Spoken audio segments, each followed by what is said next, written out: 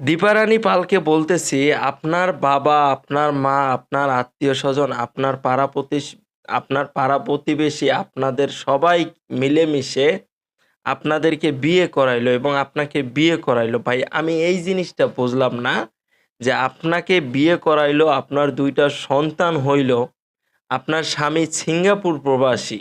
আজকে যে ঘটনাটা বলতেছি, এই ঘটনা হচ্ছে বগুড়ার একটি ঘটনা।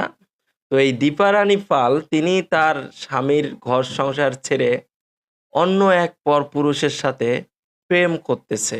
সাগর নামে একটি ছেলের সাথে ফেসবুকে দীপারানী পালের পরিচয়। আসলে কি বলবো, ২ টা ফুটফুটে সন্তান আছে এই দীপারানী পালের।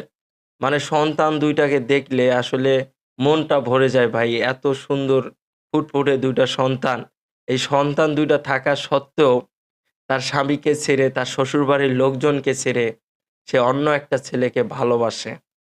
তার স্বামী ৬ বছর পর দেশে আসলেন। আসার পরে ২-৪ দিন তার স্বামীর সাথে থাকলেন। থাকার পর হুট করে দীপারানী পাল ঘর থেকে বেরিয়ে গেছে। কোথায় গেছে কেউ জানে না। তাকে যখন সবাই মিলে খোঁজাখুঁজি করতেছে, তার আত্মীয়স্বজন এবং তার স্বামীর বাড়ির আত্মীয়স্বজন, তার শ্বশুরবাড়ির আত্মীয়স্বজন এবং দীপারানী পালের বাড়ির আত্মীয়স্বজন সবাই চারিদিকে খোঁজাখুঁজি করতেছে। কিন্তু কেউ আসলে কোথা থেকে দীপারানী পালের আসলে খোঁজ দিতে পারতেছে না। তো খোঁজ দিতে না পারায় একসময় দেখা যাচ্ছে ৩ দিন পর দীপারানী পাল তার স্বামীর বাড়িতে ২-৩ জন লোক এসে দিয়ে গেল এবং বুঝায় গেল যে, "তুমি যেটা করতেছো এটা কিন্তু আসলে ঠিক করতেছো না।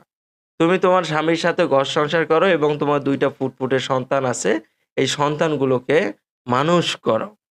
তো তারা এভাবে বুঝিয়ে সুঝিয়ে দীপা রানী পালকে তাদের স্বামীর বাড়িতে রেখে যায় এবং রেখে যাওয়ার এক পর্যায়ে দেখতেছি কি আমরা, দীপা রানী পাল হঠাৎ করে ঘরের দরজা বন্ধ করে গলায় ফাঁস টাঙ্গিয়ে সে মারা যায়। সে যে সাগর নামের যে ছেলেটিকে ভালোবাসতো, সেই ছেলেটিকে সবাই নাকি আগে পরে নাকি তারা জানতো যে সাগর নামে একটি ছেলেকে সে নাকি ভালোবাসতো। তার সাথে পরিচয় হয়ে গেছে ফেসবুকের মাধ্যমে এবং সে ঘরের মধ্যে এভাবে দরজা জানালা বন্ধ করে সে এভাবে আত্মহত্যা করবে, এটা কেউ কখনো কল্পনাও করতে পারে নাই। তার মনের মধ্যে হয়তোবা ক্ষোভ ছিল যে আমি আমার ভালোবাসার মানুষের কাছে চলে গেলাম আর তারা সবাই মিলে আবার আমাকে আমার স্বামীর বাড়িতে নিয়ে চলে আসলো। সে হয়তোবা এটাই ভেবে সে আবার ঘরের দরজা জানালা বন্ধ করে আত্মহত্যা করলো। অথচ তার ২ টা ফুটফুটে সন্তান ছিল। তার স্বামী সিঙ্গাপুরেই থাকতো এবং অনেক টাকা পয়সাও ছিল। কিন্তু টাকা পয়সা নিয়ে কোনো ঝয় ঝামেলা তাদের মধ্যে নাকি ছিল না।